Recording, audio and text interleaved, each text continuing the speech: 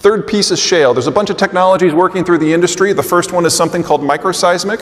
Seismic is an old tech. The idea is you send sound waves into the formation, they bounce around, eventually come back up. You get grainy strips of data that inform you where to drill.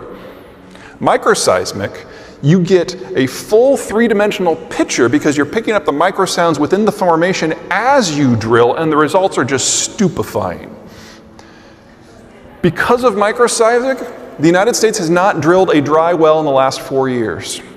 We've not drilled a low productivity well in 2.5 because we know exactly where all the petroleum is. And it's matched our new drilling techniques. At the start of the shale revolution, you'd go down a mile, you'd go over 600 feet. We then extended that by an order of magnitude. Vertical mile down, horizontal mile across. We then combined our surface infrastructure into pads. Well, now we're starting to do it this way. You just go down once and have lots of spurs. It uses half the labor, half the water, half the sand, half the pipe. Produces more oil. Changes the cost structure of the entire industry. The taller the bar, the higher the full break-even cost, everything from exploration to taxes.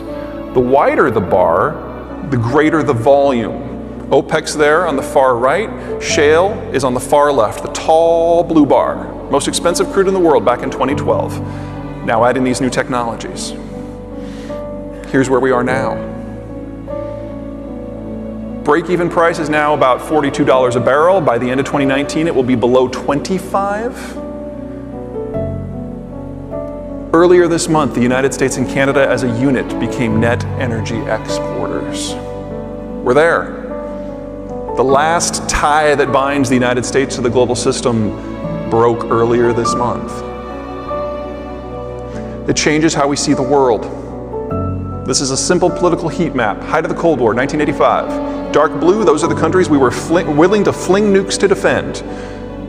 The blue, those are the core Bretton Woods allies. The orange, those are the other guys. We don't like to talk about them. And then the light blue, that's the field of competition.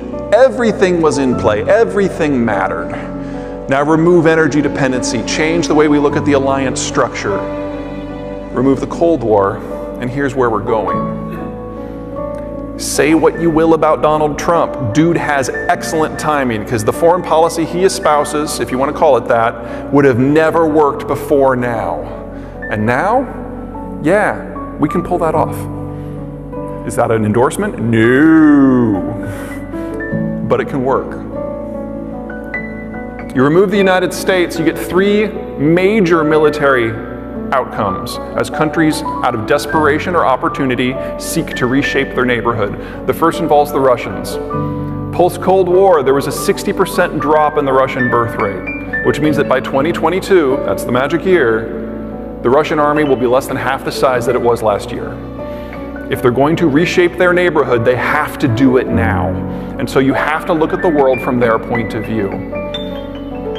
The deep red are areas of Russian ethnic majority population. On the western edge of that zone is a 2,000-mile border that makes Kansas look hilly. Russians know they can't defend that border with the troops they have, much less the troops they're about to have. But they think if they can forward position their rapidly shrinking military into these 5 arcs, then 2,000 miles shrinks down to about 450. That they can do. All they have to do is conquer all or part of 11 different countries. Say what you will about the Russians, they've never had a problem thinking big.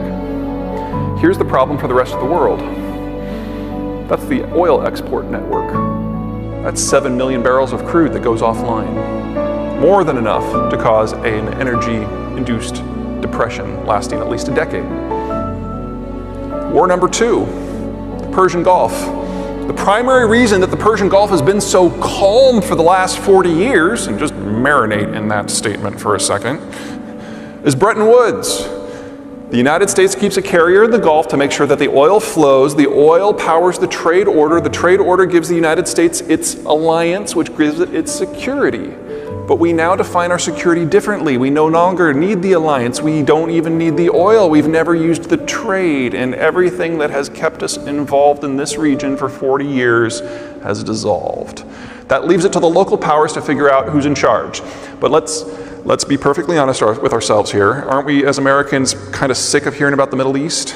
So let me just simplify it and put it this way. It's kind of like the rivalry between the Packers and the Vikings, just with more guns. And like all of the world's truly great rivalries, eventually fans end up in the wrong bar. So down here in the dark, cold land where time and hope are lost, aka Green Bay, you have 2.5 million religious Shia living in Sunni Saudi Arabia. Also, part of the Wisconsin Riviera area is home to the world's largest oil producing asset, the Guar Superfield, which alone kicks out 7 million barrels a day. Now, up here in purple heaven, you have 3 million ethnic Arabs living in Persian Iran. That's 80% of Iran's oil and natural gas output. The intelligence agencies on both sides are trying to spawn revolutions in the other, working from the very accurate assessment that if you kill the oil income, you've really damaged the countries. Just those two zones, that's 11 million barrels of crude per day. 20 once you include everyone who's going to get caught in the crossfire. And that shifts where the oil comes from and where it goes. Pre-shale, this is how the world worked. Everything either went to Europe or the United States, and the cast-off ended up going to East Asia. But shale largely removed the United States from the equation. Everything now needs to go to East Asia to find a buyer. But if you fast forward a little bit and put these two wars in the equation, the Europeans have no choice but to dust off their own imperial models and go out and secure the crude themselves, because the Americans won't be doing it. And there's not enough left for East Asia. Check this out. The red bars on the far east, those are net oil exports. The green bars on the far west, those are net oil imports. Notice how conveniently far apart they are. It's a 7,000-mile sail from the Persian Gulf to Osaka. So if you are China or Korea or Taiwan or Japan, your only option is to take your navy, sail it around the East Asian landmass, pick sides in a Middle Eastern knife fight, load up the crude yourself and convoy it home, hoping that no one tries to stop you. Now, if this were anywhere else in the world, I would be worried. But this is East Asia. And if there's anything we know about the Koreans, the Taiwanese, the Chinese, and the Japanese, it's got a centuries-old history of brotherly love and cooperation, and nothing could possibly go wrong. Humor me. We get a hot shooting war in these zones, where maritime traffic isn't a casualty, it's a target. This is home to 80% of the world's maritime oil shipments. These are the paths that take up 3/4 of global agricultural shipments and 3/4 of global manufacturing supply chain steps. What do these conflicts have in common? The US doesn't care.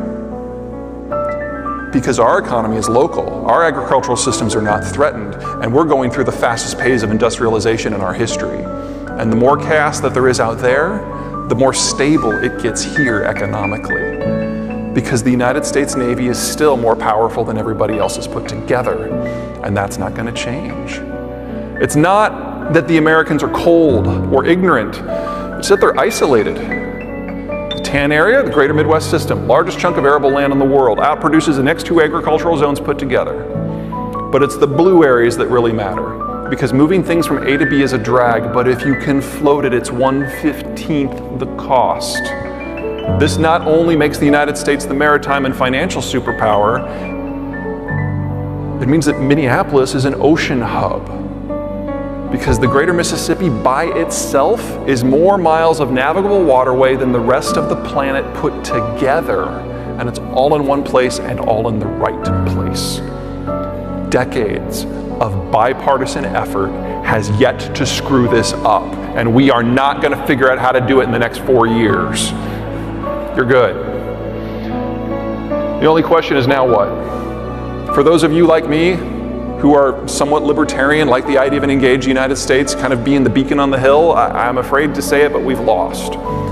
And the United States isn't going back in that direction for a good long time. That actually makes it more important for you to act rather than less. And we've been here before. At the turn of the last century, Presidents Teddy and Taft were coming out of Civil War reconstruction. It was the end of the Spanish-American War. We didn't have a foreign policy. We had a divided country. The rhetoric was horrible. And it left it up to American business leaders to go out and forge connections the world over. US military and diplomatic power followed them, did not lead them.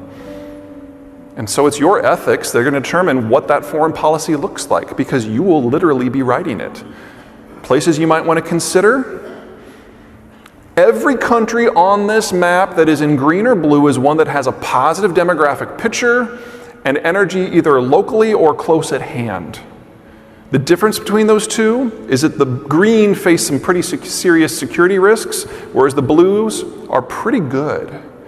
There's a lot of green and blue in that map. Dollar diplomacy can work. The only question is, what's it going to look like? And that's your presentation. Thank you very much. You laughed at all but one of the jokes. I will remove it. Thank you. All right. Nice job.